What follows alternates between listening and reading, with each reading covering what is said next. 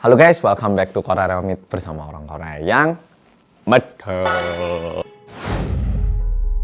Oke, follow buat follow yang pengen mulai ataupun mulai nge-explore passion sebagai konten kreator, tentunya follow perlu gadget ya ataupun barang elektronik yang kita butuhkan untuk membantu meningkatkan kreativitas kita biar bisa lebih konsisten dan juga efisien dalam pembuatan konten. Ya enggak? Kabar baiknya khusus hari ini ada special deal diskon hingga 50% dan juga cashback hingga Rp250.000 untuk segala keperluan gadget dan elektronik, dan semua ini bisa follow dapatkan di Tokopedia. Semua bisa ngonten. Follow juga bisa cek produk rekomendasi, semua bisa ngonten Tokopedia kayak Insta360, DJI Osmo Mobile 4 dan juga produk lainnya hanya di Tokopedia. Semua bisa ngonten. Oke, follow jadi nonton sekarang juga, jangan sampai ketinggalan.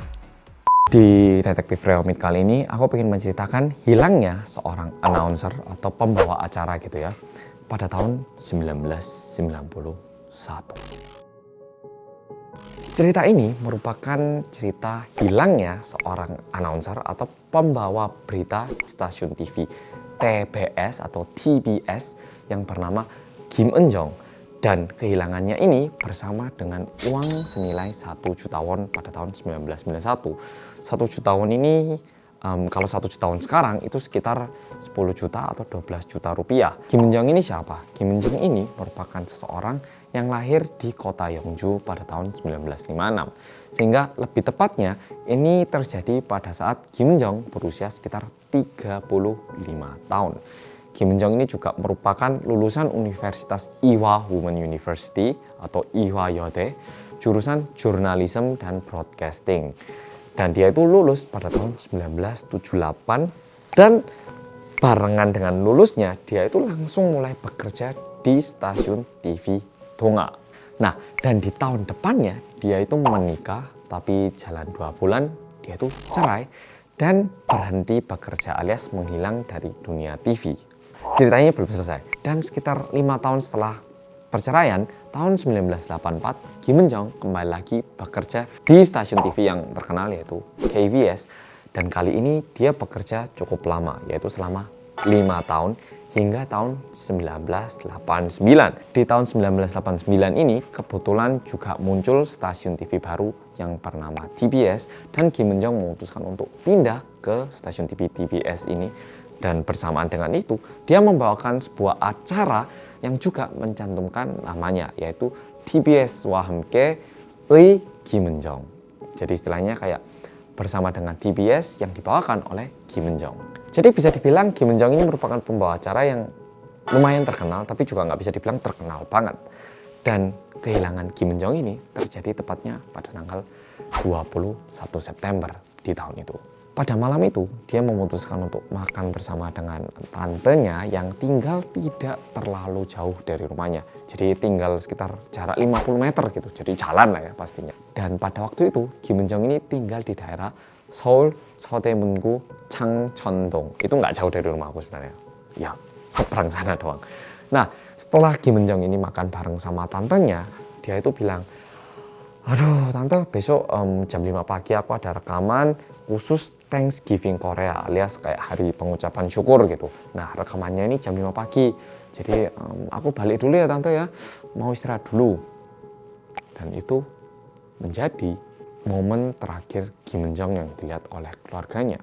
Kim Eun-jung sebenarnya selama bekerja di stasiun TV, dia itu nggak pernah terlambat atau kayak menghilang tanpa kabar, itu nggak pernah. Apalagi di hari rekaman. Kayak selama ini dia sebagai pembawa acara itu nggak pernah melakukan kecerobohan seperti itu. Dan hal ini akhirnya terjadi. Dan bahkan Kim Eun-jung itu nggak bisa dihubungi gitu loh. Dari perusahaannya nelpon, rekan kerjanya nelpon. Pertamanya keluarganya itu ngira, oh ya mungkin anaknya lagi pengen menghilang bentar, lagi stres atau gimana.